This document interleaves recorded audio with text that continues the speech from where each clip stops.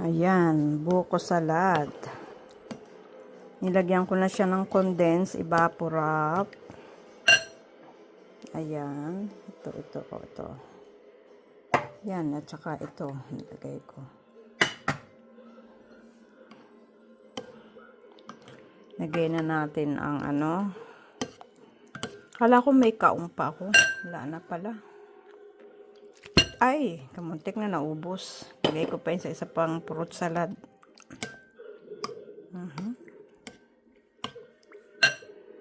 Ayan, nilagay ko na rin yung sago. Buko salad, nandyan na rin. Matamis na yan, kaya konti lang ang gatas.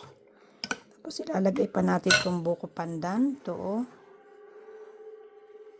Pinapalambot ko pa, pinapatigas ko pa siya. Ayan pang isa. Ayan.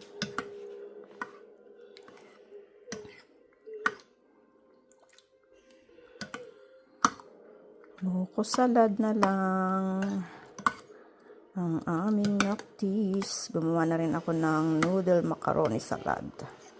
Tsaka butido. Butido bukas ko lulutuin. Pero natimplahan ko na yung giniling. Nilagay ko na lahat ang mga ricado. Nilagay ko sa frigidaire. Bukas ko na lang siyang bibiluhin. At lulutuin. Yan.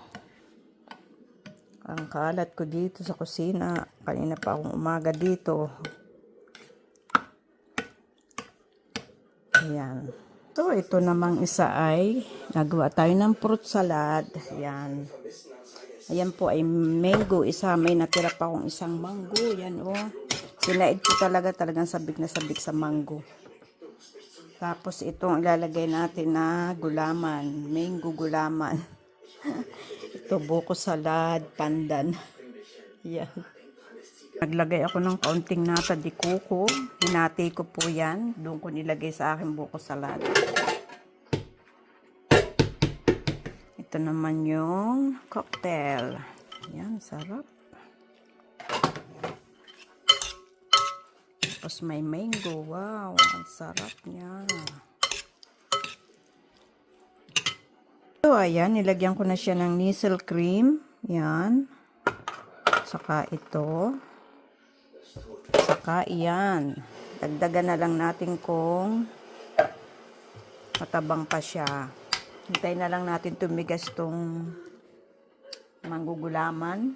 Ayan. Mainit pa siya. Ayan siya.